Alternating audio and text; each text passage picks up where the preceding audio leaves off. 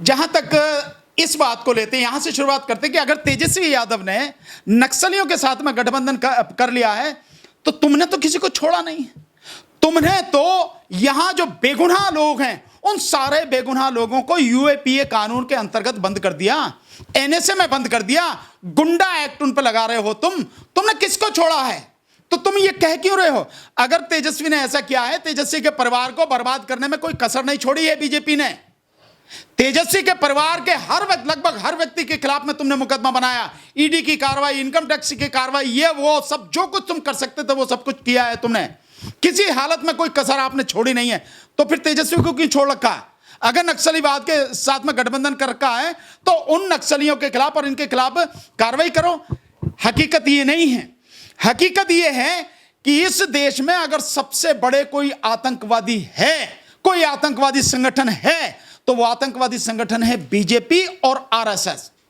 आतंकवादियों को पनाह देने वाला कोई है तो बीजेपी और आरएसएस, यही लोग हैं नक्सलवादी। नक्सलवाद को कैसे देखते हैं आप? नक्सल, कोई व्यक्ति अगर हथियार उठाता है तो उसके पीछे बहुत बड़े कारण। क्या आपने कभी उन कारणों को जानने की कोशिश करी? नहीं। आपने लोगों को अभी आपने जो है यहां से झारखंड से एक बुजुर्ग हैं, 83 साल के बुजुर्ग फादर स्टैन स्वामी, उनको गिरफ्तार किया नक्सलवाद के आरोप में। समझ में आता है, एक बुजुर्ग व्यक्ति जिसकी जो मतलब हाथ भी कांपते, पार्किंसन की शायद उनको इस समय बीमारी भी है, उस व्यक्ति को। और वो कौन है व्यक्ति? जो व्यक्ति केरल से आके 50 साल से आके यहां आदिवासियों के लिए काम कर रहा, उनके हक के लिए लड़ रहा है। इसी तरह से आपने भीमा कोरे गांव में कितने ही लोगों को नक्सली बना के आपने जो है गिरफ्तार कर रखा है। चाहे वो आनंद तेलतुंबड़े साहब हों, चाहे वो गौतम नवलखा हों, चाहे सुधा भारद्वाज हों, जितने भी लोग हैं, एक नहीं है, कितने ही लोग हैं जिनको आपने बंद कर रखा है। अगर नक्सली है इससे के साथ में संबंध करा तो करके दिखाओ ना। आप करो क्यों, कह क्यों रहे हो आप? आपने सब कुछ कर रखा है। हकीकत ये नहीं है, हकीकत कुछ और ही है। हकीकत ये है कि इनके पास ऐसे झूठे आरोप लगाने के अलावा दूसरा कोई और रास्ता है नहीं, बचा नहीं है।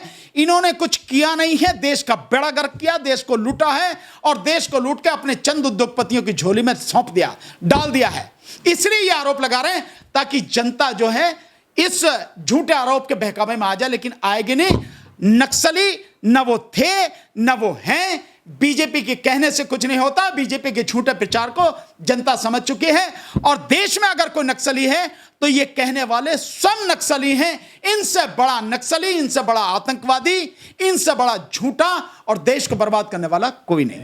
और अगर इस तरीके से फिर से अगर पुराना राज आएगा, 15 साल पहले का राज आएगा, तो फिर से नक्सलवाद को बढ़ावा मिलेगा। इस पे आप प्रधानमंत्री जी से सिर्फ इतना बहुत, माननीय प्रधानमंत्री जी, श्रीमान महोदय, हुजूर, सरकार, इतना बताओ आप कि इन 15 साल में और पिछले 15 साल की जब तुलना कर रहे हो तो यह भी बताओ कि उन 15 साल में उद्योग धंधे कैसी स्थिति में थे और तुम्हारे समय में उसके बाद में कितने उद्योग धंधे लगे हैं। उसमें कैसे रोजगार नहीं था और तुम्हारे समय में कितने रोजगार मिले।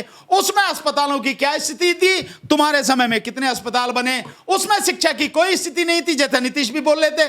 तो तुम ये बता दो तुम्हारे में कितने स्कूल, कितने कॉलेज, कितनी यूनिवर्सिटी बनी है, कितने लोगों की तरक्की हुई है और शिक्षा का स्तर कितना सुधरा है। तुम ये भी बताओ कि तुम्हारा ही इसी भारत सरकार द्वारा स्वच्छता अभियान के तहत जो सर्वे कराएगा उसमें नीतीश कुमार जी की बिहार की जो राजधानी पटना है सबसे गंदे शहरों में है, तुम्हारे ही सामने। और अभी का सर्वे है और मैं तो गया हूं जगह जगह, सड़कें टूटी पड़ी। आप कहीं चले जाइए बिहार की राजधानी पटना से, चाहे तो आप दरभंगा चले जाइए, चाहे आप वहां से बक्सर चले जाइए, चाहे आप से वहां से बिहार शरीफ चले जाइए, चाहे और आगे आप गया चले जाइए, इधर थोड़ा सा बढ़िए बेगूसराय चले जाइए और आगे निकलिए आप वहां से जो इस तरफ लेफ्ट हैंड को चले जाइए, सीतामढ़ी चले जाइए और समस्तीपुर चले जाइए, आप आगे बढ़िए, आप वहां तक चले जाइए, अररिया तक, किशनगंज तक, आप कटिहार तक, पूर्णिया तक, सहरसा तक, आप इधर आ जाइए, इधर चले जाइए भागलपुर, थोड़ा सा और इधर को आइए मुजफ्फरपुर चले जाइए, मुजफ्फरपुर से आगे आप मधुबनी, सीतामढ़ी, ये सारे इलाके चले जाइए। सड़कों का बुरा हाल है और गंदगी का ढेर है हर शहर में। रोजगार है नहीं। आपके समय में रोजगार पूरी तरह से बर्बाद हो गया। जब आप ये कहते हैं नीतीश कुमार जी, इसी एक सवाल के जवाब से ही आपको पता लग जाएगी सच्चाई क्या है। जिस समय तेजस्वी ने कहा है कि हम 10 लाख लोगों को सरकारी नौकरी देंगे, तो नीतीश कुमार जी का कहना यह है कि कहां से दोगे नौकरी, नौकरियों के लिए पैसा कहां से लाओगे। तो इसका मतलब साफ है कि तुमने तो कोई नौकरी दी नहीं है, क्योंकि तुम्हें तो पैसे की व्यवस्था का ही पता नहीं है। हालांकि तेजस्वी ने जवाब दिया है कि जब 30,000 करोड़ का घोटाला होता है, वो क्या बताएंगे नौकरी के पैसा कहां चलाएंगे।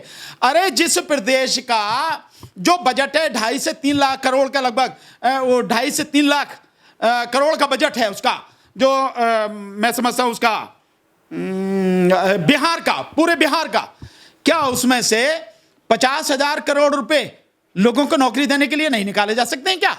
निश्चित रूप से निकाले जा सकते हैं, लेकिन नियत होनी चाहिए, करने की नियत होनी चाहिए। तो तेजस्वी ने कहा है तो निश्चित रूप से सारा हिसाब किताब लगाया होगा कि मैं इतने लोगों को रोजगार दे सकता हूं, सरकारी नौकरी। सर कहने के लिए बात है, तो सर बीजेपी भी तो कह रही है कि 20 लाख लोगों को पक्का मकान दिया जाएगा, 14 लाख लोगों को नौकरी दी जाएगी। चिंता करने की क्या बात, 1 करोड़ महिलाओं को आत्मनिर्भर बनाने की वो चल रही है, तो फिर चिंता करने की क्या बात है। तो अगर जो तेजस्वी भी पब्लिक को बीजेपी की तरह गुमराह करने की बात करेंगे तो ये सब सामने आ जाएगा। हालांकि कल तो जब उन्होंने अपना घोषणा पत्र जारी किया है, उन्होंने ये कहा कैबिनेट की पहली मीटिंग में ही शुरू हो जाएगा, ये 10 लाख नौकरियों को भरने का काम शुरू हो जाएगा। ये कहा है उन्होंने, तो कितनी जरूरत है, नहीं कितने बाल का भाई जजमान, ये तो मुहावरा है, कितने क्या दिक्कत है भाई, अभी पता लग जाएगा। हाथ कंगन को आरसी क्या और पढ़े लिखे को फारसी क्या, अभी आ जाएगा। ये 10 नवंबर को रिजल्ट डिक्लेयर हो जाना है, उसके बाद में सरकार बन जानी है। तो मैं समझता हूं इस साल के अंत से पहले पता लग जाएगी, और आने वाले समय में सब कुछ साफ हो जाएगा कि जो तेजस्वी बोल रहे हैं सच बोल रहे हैं या झूठ बोल रहे हैं। बीजेपी तो बिल्कुल नंगी खड़ी है। जो नीतीश कुमार है, सुशासन नहीं कुशासन बाबू नीतीश कुमार जी को कहा जाए, जिस तरह से उनके हाल में सरकार का हाल है और शासन की व्यवस्था है, तो वो सुशासन नहीं कुशासन बाबू है और वो कुछ नहीं कर सकते। उन्होंने मान लिया कि नौकरियां नहीं दी जा सकती, क्यों? क्योंकि वहां पे बिजनेस नहीं है और उनमें इतनी समझ नहीं है, बुद्धि नहीं है जो वहां पर बिजनेस जो डेवलप कर सकें, उद्योग धंधे लगा सकें, नौकरियां दे सकें। तो बिहार में इस बार किस आधार पर वोट पड़ेगा, जाति मैं समझता हूं पड़ेगा या काम को देख के? देखिए, इस हमारे देश में आप इसकी सच्चाई समझिए, जाति और धर्म के आधार पर वोटिंग एक सच्चाई है, इसे नकार नहीं सकते। ये कम ज्यादा हो सकता है प्रतिशत में, लेकिन एक ये सच्चाई है, आप नकार नहीं सकते। लेकिन इस सब के बावजूद भी बिहार में जो जनता के मुद्दे हैं, मुद्दे कौन से हैं, असली मुद्दे जो हैं, सबको सामने आ रहा है कि एक आपके सामने झूठ बोल रहा है, सरकार लगातार झूठ बोली है, चाहे वो केंद्र में हो, चाहे उसका समर्थन राज्य में हो, और चाहे उसके समर्थित सरकार राज्य में शासन कर रही है, वो भी। दूसरा जो समझ में आ रहा है कि असली मुद्दे हैं बेरोजगारी, असली मुद्दे हैं यहां पे स्वास्थ्य की जो समस्या है, असली मुद्दे हैं यहां पे शिक्षा, और इन सब में फेल है, महिलाओं की सुरक्षा करने में फेल है। और इस जो प्रवासी मजदूरों ने इस लॉकडाउन में कोरोना संकट में झेला है, वो सबके सामने है। और उत्तर प्रदेश बिहार के ही सबसे ज्यादा प्रवासी मजदूर हैं, उन्होंने जो झेला है वो जानते हैं। लेकिन जनता के बीच से ये भी आवाज आ रही है कि इस बार जाति धर्म के आधार पर वोट नहीं पड़ेगा। तो किस आधार पर वोट पड़ेगा? मैं ये मानता हूं अगर ये नहीं है तो फिर इसी आधार पर वोट पड़ेगा।